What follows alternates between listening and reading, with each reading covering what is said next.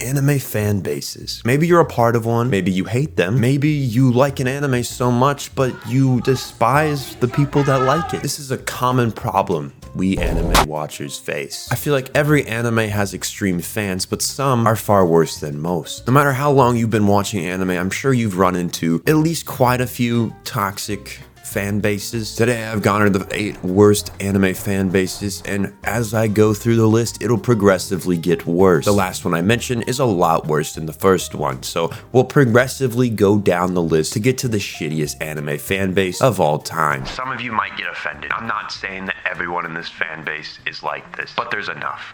There's enough. The first anime fan base I would like to mention is One Piece. Now, the reason I put One Piece on here is for pretty much one reason only. They have a superiority complex. If you talk to any person that is really into One Piece, they will tell you how peak it is, how great it is. I'm sorry, if it takes 1,000 episodes to be peak, you don't got me. You don't got me. I'm not invested. I feel like I always hear the assertion that it'll get better in so many episodes, 60 episodes, 30 episodes. Oh, it'll get better. Just gotta get to this part. 300 episodes in, this is when it gets good. I can't do that, man. I can't. I have other stuff to do. I don't want to sit there and watch 600 episodes. The episodes are rushed. They've been releasing since the 90s every week. The animation quality tanks because of it. If you want to argue the manga, I can stand by that. But the anime, that's a no-go. You can't argue that's good. It's mid. One Piece mid. I know I'm going to get so much flack for that, but I don't really care. Moving on, next we have Naruto. Case 1 on Naruto is the extreme opinions everyone seems to have with no backing. As you might know, on this channel I released a Sasuke analysis. It got quite a few views. I also had a lot of comments telling me that I was wrong about Sasuke. The funniest part was they were on Sasuke's side. They were sucking his dick so goddamn hard. Excuse my French if you're one of those people. I just could not understand though, because the entire point of the video was to say how misunderstood he was, because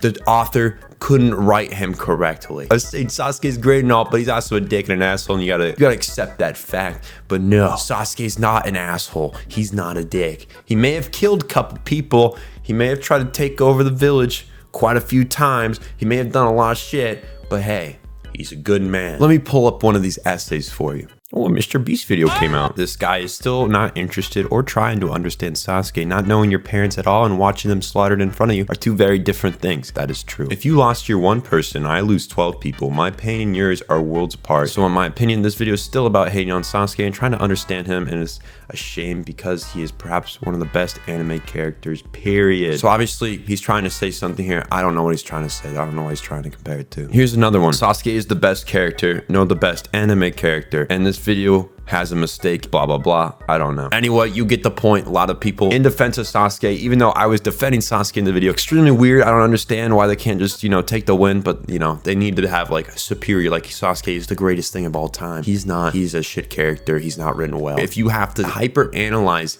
different character points and try to tie them and piece them together, you didn't write the character well enough. So that leads into the next point of the superiority complex. One Piece has this too. A lot of the big 3 anime fans have this, Dragon Ball Z as well. A lot of people argue about the big 3 too, so that's another problem in itself, but I'm just gonna use Dragon Ball, Bleaches, whatever, you just keep swapping it out. But anyway, the superior complex with Naruto they face is that it's peak anime. Naruto is slow as fuck. It goes on way longer than it needs to. The moon goddess thing never needed to happen. Boruto never needed to happen. The amount of filler never needed to happen. Even the canon episodes could have been faster and more well paced, but they didn't do that. They went for quantity over quality, and that's what you face when you do weekly anime. So you can like the story, the manga's better, the anime's kind of mid. So I'm sure this video already is gonna get so much fucking flack, but we were only 2 in and we have 6 to go, so buckle in. I'm probably gonna get massive hate for this. My next pick is solely based on one story I've read about the fan base, and I'm gonna be honest, I've never heard of the show, nor do I consider it anime. That's also gonna get me a lot of flack because it did on the Netflix video when I said that, but we're gonna say it anyway. This is RWBY. It's an American anime, which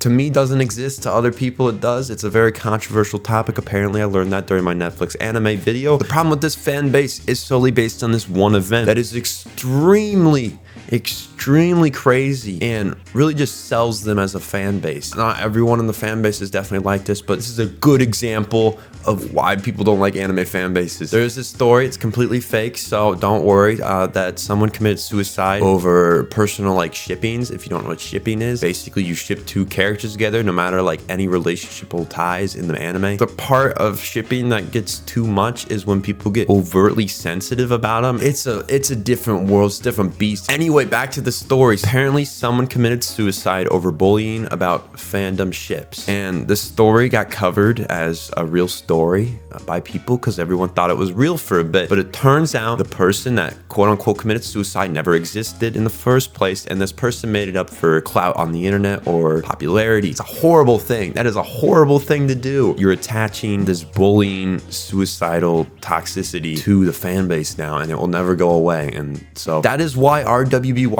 I have nothing against the anime, or as I call it, an American animation, because that's what it is, but that's not why we're here today. As some of you might know, I made a SAO incorrect summary of this first season, and if you've ever seen Sword Art Online, you know there are quite a few things to make fun of. First being the incest in the second half. Kirito's stepsister, aka his cousin, develops a big crushy-wushy on him, and it's very weird. His quote-unquote stepmom is his aunt, and his stepsister is his aunt's daughter. So if you put the pieces together, no matter how you look at it, they are blood related. You can't argue that that is not incest, and don't try TikTok. Don't try to say it's not. SAO fan base, I was trying to save you, and you dug yourself into a hole. You should have just laughed at the joke. You could have hid your ulterior desires deep down that you want to get with your stepsister, aka cousin. Case 2 on SAO is the Reddit mods are incels. I hope someone posts this onto the Reddit for SAO because I want them to hear this. In my incorrect summaries, I obviously make fun of the plot of shows and the interesting plot ties and lines they take. And so I threw a joke in about Reddit mods on SAO, and I thought it would be funny. They did not like my video, not one bit. I made fun of their show. They did not like that. I guess because they're, you know, running a Reddit page for the anime. Case 3 against the SAO fan base is that they think the anime is better than it is. Now, this is a real problem, and lots of animes face this problem, but this one is specifically I have dealt with, and I was very confused why no one could understand that it wasn't a good anime.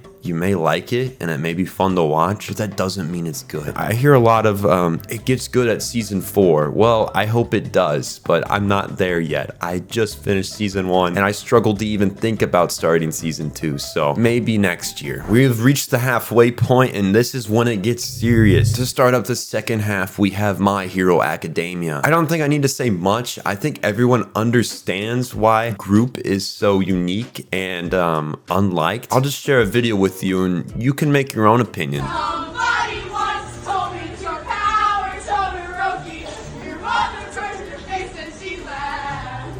And now you're gay.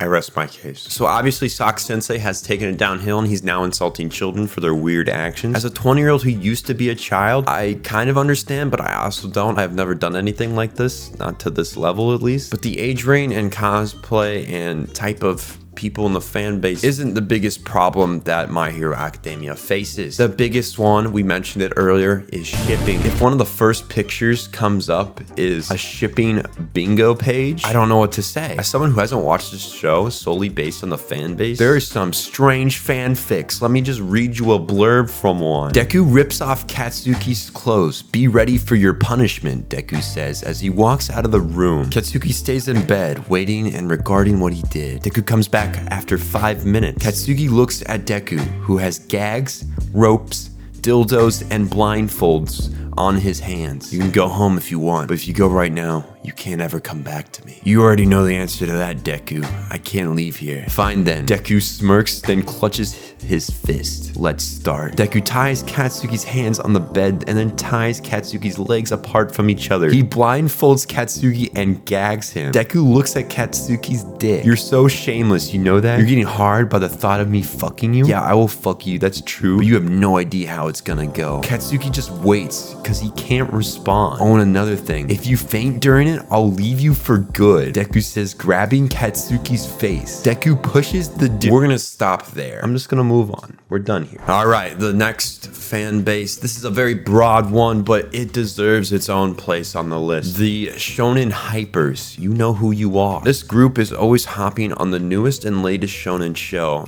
telling everyone that it's peak and that it's great and it's the best thing ever. It's not that the shows aren't good and like amazing, and sometimes they are. Like Edge Runners is really good, but people hype it up way more than it needs to be. Jujutsu Kaisen gets this treatment, Demon Slayer does. Every big shonen always gets this treatment. They're great shows, but people fight that it's peak, it's the best thing ever, it's the greatest thing since sliced bread, and that's just never the case. It's just sliced bread can't be beat. This would be harmless if it just stopped at people thinking this way, but it's like they're on a quest. They're on this holy quest to spread like the plague on every social media possible, just saying in the comments it's peak and everything else is mid. But like maybe a month later, once the show stops and another one comes out, it just switches like that. The next show's peak, the next show's the best thing ever, and it just keeps happening. What's that, bro? Demon Slayer? That's mid as fuck. That's so last year. Get the fuck out. I can't go on Instagram and look at anime posts because that's all I see. Shounen Hypers, it's alright to be hyped for a show, but don't go around saying it's peak and nothing else and saying everything else is mid. It's very toxic.